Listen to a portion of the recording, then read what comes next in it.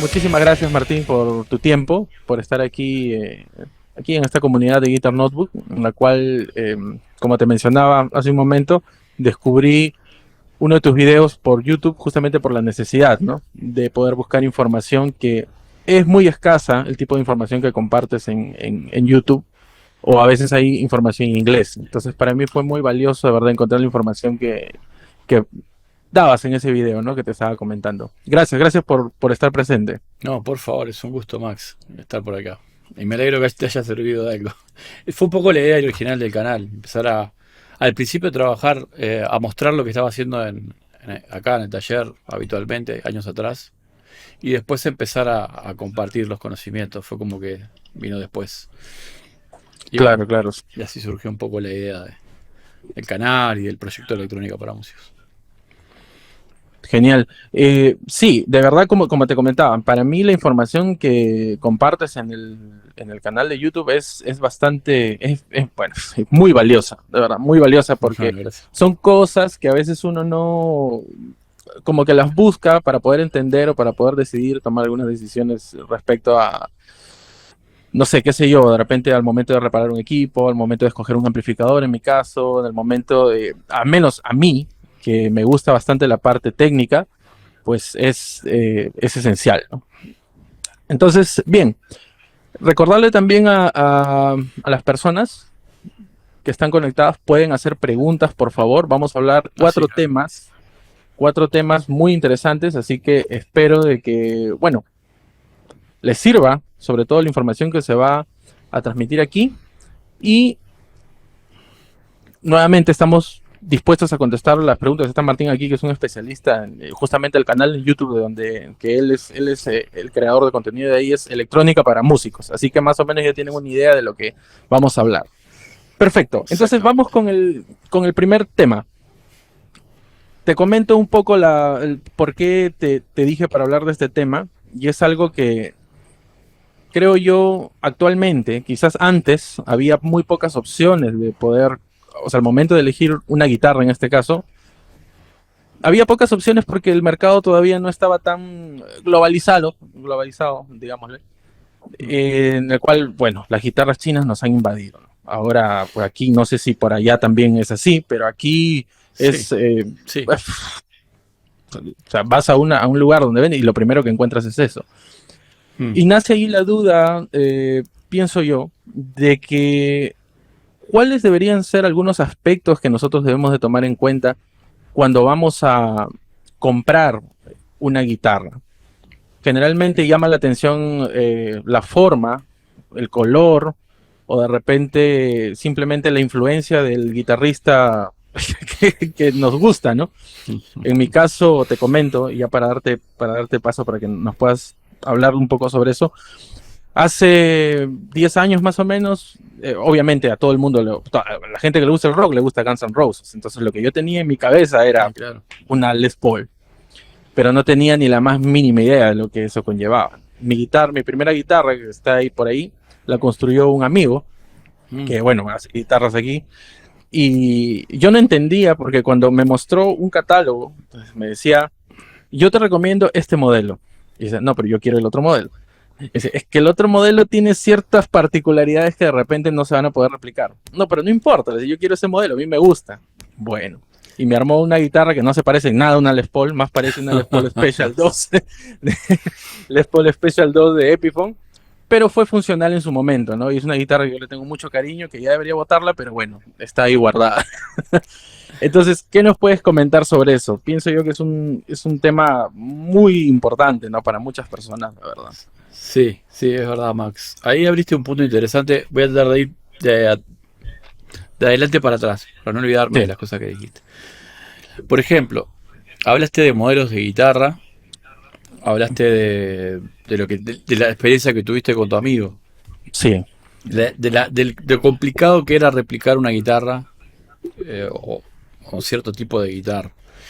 Y hablaste de guitarras de entrada de gama. Como bueno, antes había menos posibilidades. Es verdad, antes teníamos posibilidades extremadamente económicas y muy malas, o sea, muy malos instrumentos como para tocar. O sea, a ver, era lo que había, ¿no? Y después estaban las gamas altas. Es como que había un hueco enorme de mercado de guitarras de gama media, que hoy en día es el mercado más grande de guitarras. Y creo yo el más interesante y el más importante y el que más puede aportar.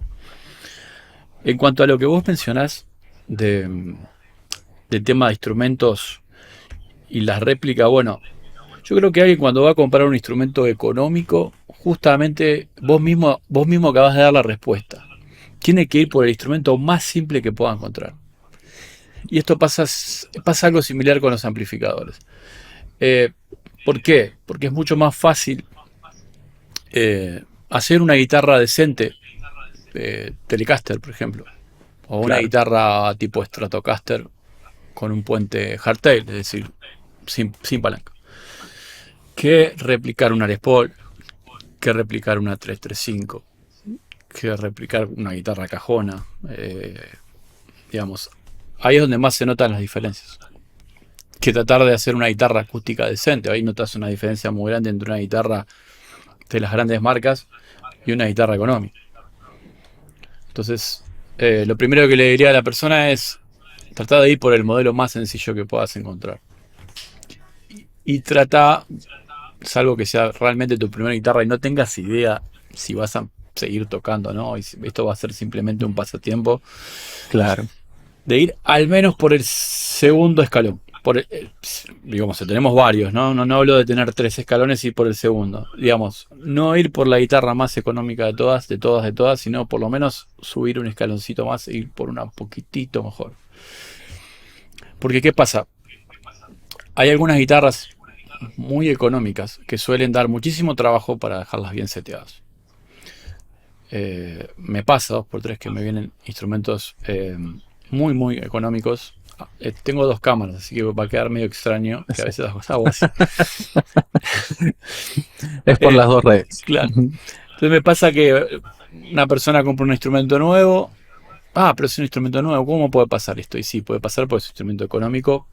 Y pasa que, por ejemplo, tengo que empezar a nivelar trastes, bueno, calibrar Claro, el instrumento, hacer un montón de trabajos e invertirle un dinero a una guitarra que va a costar trabajo. Entonces, si gastamos un poquitito más, a veces podemos encontrar cosas bastante interesantes. Un poquito más hablo de ya por ejemplo, ir por una Squier, ni siquiera de gama media. Una SX, que todos hablan de las SX. Es una guitarra muy económica, SX. pero al menos no es una guitarra de esas chinas que no sabemos ni qué marca es, ni nada de eso. Eso ya realmente es un problema. Es un Sí, problema.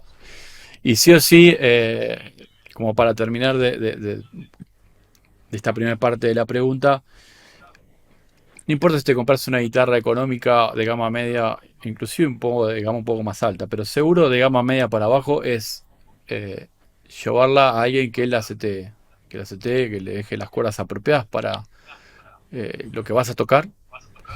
Y sí. si sos inicial, ni hablar, unas cuerdas que se adapten a tu mano, a tu forma de tocar, a tu futura forma de tocar, que te sirva para hacer más accesible el instrumento y no que te cause un rechazo para que después dejes el instrumento rápidamente, ¿no? Que pasa mucho. Eso, eso. Lo que acabas de mencionar es algo que a muchos les pasa. Eso, y incluso me has remontado a cuando recién estaba aprendiendo mis primeros acordes. Esa guitarra tenía, la acción que tenía horrible, era horrible, o sea, era una cosa que me dolía la mano, pero bueno, aún así a palo, como se dice, aprendí a tocar. No me desanimé porque obviamente pues tenía una, digámosle, convicción de aprender a tocar y era un poco persistente, ¿no? Pero te comento, justo que estamos hablando de las guitarras, esta guitarra que tengo aquí es una Freeman, pero no es como cuando la compré, que fue prácticamente la segunda guitarra que tuve después de esa experiencia, la guitarra que armó mi amigo. Eh, Número uno, el mástil era completamente distinto. Claro. Las notas, incluso los acordes, algunos acordes que son con cejilla, con barra, como le digan, más fácil, salían de una manera mucho mejor, el sonido era completamente diferente. Aún así, en ese entonces, y seguramente bastante gente se va a identificar conmigo, pensaba de que era la guitarra estaba bien, porque obviamente venía de algo deforme a algo un poco con más forma. Entonces, como que consideraba de que tenía una mejor estructura, un mejor sonido, estaba construida de una manera mucho mejor. Cuando esta guitarra tuvo un problema con lo que es la cejuela, le decimos acá, que es la Sí, parte donde apoyan las cuerdas, sí, sí, está lo llevé a un correcto. luthier. Sí. Sí, lo llevé a un luthier conocido, bueno, acá en Lima, y me dijo prácticamente lo que me dijo, esta guitarra es una porquería. Man. Eso fue lo que me, eso fue lo que me dijo. Entonces le dije, ¿por qué? Le dije, mira, me dijo, la acción está muy alta, o sea, me dijo, aquí los clavijeros hay que hacerles unos cambios, el mástil ni siquiera, no sé cómo, porque está media, la madera está sin laca, me dijo, o sea, es como que es un poco complicado que la mano se desplace con... O sea, me dio un montón de observaciones. A ver, para, detenete ahí. Que te dijo Sí. que la madera estaba sin laca. Me comentó de que la madera estaba un poco como en la parte posterior, por así decirlo. Sí. Me comentó de que el hecho de que tenía un color mate, digámosle, Ah, no bueno, permitía pero ojo que eso no quiere decir que no tenga sellador y laca. Exacto, exacto. El punto fue que Mm. la guitarra en la parte, incluso se puede ver aquí, empezaba a tomar un color como de suciedad. Ah, O sí, sea, parecía que la guitarra no tenía acabado, en otras claro, palabras. claro. Entonces me decía, bueno, quizás eso te puede dificultar al momento de mover un poco la mano, qué sé yo, ¿no? La dejó al punto. Creo que la reparación me costó lo mismo que me costó la guitarra. Claro, No, en serio, en serio. claro, Entonces, eh, es muy importante lo que dices, ¿no? Al momento de que uno escoge una guitarra, tiene que por lo menos tener algunas nociones básicas para no enfrentarse, o al menos si recién está tocando, no enfrentarse a una cosa que de repente te va a desanimar completamente de tocar. claro. Lamentablemente sí, o sea, no hay otra, como decimos acá. Eh, en eso a veces el profesor del instrumento, ¿no? De guitarra, etcétera, tiene como me parece que dar por lo menos una pequeña, va a tener mucha más experiencia, una pequeña orientación sobre eso. Creo que juega un papel importante, más como profesor para tratar de que esa persona pueda seguir con el instrumento. Yo conozco mucha gente, sea por el canal o gente que viene acá, que a veces se desalienta mucho con el instrumento y tiene Claro. pensado o dejarlo o en general cambiarlo simplemente porque no está calibrado. Yo le digo, no, no, pará. Vamos a calibrar el instrumento, vamos a poner las cuerdas que vos necesitas. Para esto comentamos un poco que tocás y demás, bueno. Y en base a eso la ajustamos. Te la llevas y después ves. Y mucha gente después de que termina con la guitarra calibrada, ajustada, me dice, no, ¿sabes qué? Tenías razón, no la voy a vender la guitarra porque la verdad es que me queda recómoda y no era lo que yo pensaba. Es un punto súper importante el tema del ajuste del instrumento. Es Sí, muy, muy importante. es verdad, es verdad. El hecho de que el instrumento esté en el punto, pues, y incluso también hay, ahora que comentas justamente sobre eso, y es un tema que viene también, es con respecto a la afinación. A veces el instrumento no afina, No. pero no es porque, bueno, no afina porque justamente no tiene una calibración correcta, o es más, no sé si me equivoco, de repente me corriges, no se puede calibrar el instrumento. Hay instrumentos que son más complicados que otros. Pero generalmente si tenés la experiencia para hacer el trabajo, podés dejarlo lo más aproximado posible. Cuando los instrumentos están salidos de fábricas industriales, Exacto. es muy difícil que la máquina le erre. Es muy difícil que la máquina le erre donde tenía que ir el traste, porque es una cuestión que está totalmente computarizada. Como también es difícil que le erre un luthier con experiencia y haga un Claro. instrumento que esté mal. Digo, no debería. Ahora, claro, si un instrumento, hay muchos instrumentos como el que vos me comentabas, hechos por luthier que recién empiezan y que está perfecto y es válido que tengan sus errores para después poder solucionarlos y después ir mejorando lo que hacen. Ahí ya puede haber errores en lo que es la escala del instrumento y bueno, ahí se puede complicar.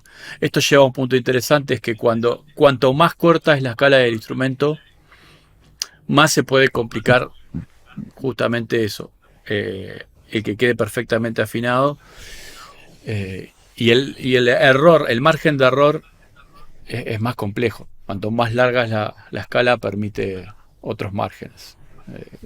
Siempre igual, ¿no? Teniendo en cuenta que esté bien octavado el instrumento y demás, ¿no? Bien calibrado. Claro, claro. Pero sí, pasa eso. Tomemos ahora el hecho de que guitarra básica, micrófonos básicos, pastillas básicas también. Obviamente un mal cableado, o mejor dicho, cableado con cables demasiado baratos y toda la parte electrónica barata, que es también lo que me sucedía con esta guitarra. Sí. ¿Qué uno puede esperar o qué es lo que uno debería tener en cuenta para que tener una guitarra un poco, bueno, hemos hablado de la parte de la construcción, ¿cierto? Que Sí. se deje octavar. Con respecto al sonido, y es algo de lo que muchos buscan, a veces, bueno, te comento el caso de acá o el caso en que me han hecho varias consultas por el canal o de repente por Facebook, que a veces escriben. El hecho de que bastante gente, o el promedio, se compra una guitarra porque, bueno, está en la onda del hard rock, del metal, le gusta lo pesado. Sí. Desgraciadamente con unas pastillas, pues, que no son, de por sí ya las pastillas simples, pues, de bobinado simple, tienen ya su carácter, ¿no? Su tipo de sonido. Pero Sí. si las pastillas son malas, o mejor dicho, toda electrónica es mala, es peor. O sea, es como si el problema se agranda en gran manera, ¿no? Entonces, ¿qué es lo que deberíamos tener en cuenta, pienso yo, al momento de elegir justamente una guitarra? Ya sabemos la estructura, pero con respecto a la parte de la electrónica o la parte de los micrófonos, ¿cómo podríamos detectar en una primera instancia de que esa guitarra posiblemente no sea de nuestro agrado, por así decirlo, o no nos va a dar el sonido que nosotros esperamos, ¿no? Sí. Es complejo porque va a tener que ver Claro. mucho justamente lo que mencionabas, lo que cada uno toca o hacia qué estilo quiere ir.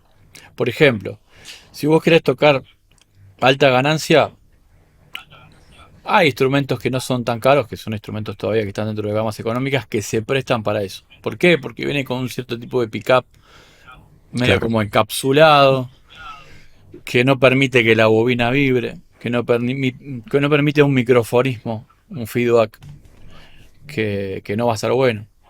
Un micrófono de humbucker, ni hablar. Que por más que de repente no tenga un blindaje o tenga un blindaje más o menos, de todas maneras, dentro de todo la electrónica lo ayuda.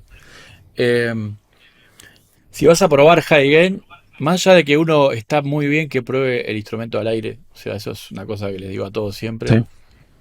es muy importante que pruebes el instrumento al aire y que veas cómo suena al aire. Es más, puedes agarrar varios instrumentos, inclusive sin saber tocar mucho, haciendo acordes sencillos, puedes escuchar la resonancia del instrumento y cómo suena o no suena. Esto realmente es así. Vos hoy me decías del tema de la cejuela, cejilla de plástico de muy mala calidad. Hay instrumentos Exacto. que vienen con ese tipo de cejillas o cejuelas de muy mala calidad. Y se nota como cuando uno toca al aire algún acorde abierto, cómo amortigua el audio, es un disparate. Y se nota cómo no resuena el Claro. instrumento. Esas cosas se pueden detectar con el instrumento sin conectar. Ahora, ya que tocaste el caso de alta ganancia, si queremos probar un instrumento, por ejemplo, para alta ganancia, hay que probar una alta ganancia. Entonces agarramos, como a la casa de música, no tenemos más remedio que hacer un poco de ruido. Y más que levantar tanto volumen, podemos hacer algo que lo compensa, que es subir mucho la ganancia. Entonces, para que no nos echen de la casa de música, ponemos el volumen en cero, ponemos la ganancia del amplificador bastante arriba, elegimos un amplificador que la tenga, y empezamos a subir el volumen y vemos qué pasa con la realimentación. Si tenemos una Mm. realimentación alta, un feedback que no es lo mismo el feedback que nosotros tenemos en la nota cuando nos movemos, ¿verdad? Que Claro. esos pitidos constantes que son clásicos de una bobina, de un micrófono que está mal bobinado, que está con la bobina, digamos, muy suelta, Ah, ¿sí? Entonces, mismo si le pegamos a la carcasa, a la guitarra, vemos que suena todo fuertísimo. sí. O si le Ujú. hablamos al micrófono, se escucha, y se escucha muy alto. Entonces, conectamos otra guitarra y eso no pasa. Bueno, en base a eso podemos elegir una guitarra de alta para high gain, para alta ganancia, en base a eso. Más allá del look, ¿no? Claro, Eh, claro. Eso sobre todo, ¿no? claro, Porque llama bastante la atención. O sea, nos guiamos bastante. Bueno, todo entra por los ojos, ¿no? Entonces, lo primero que ve es como que salta y pues obviamente como que llama la atención, ¿no? Pero no sabemos qué tan bueno es ese instrumento.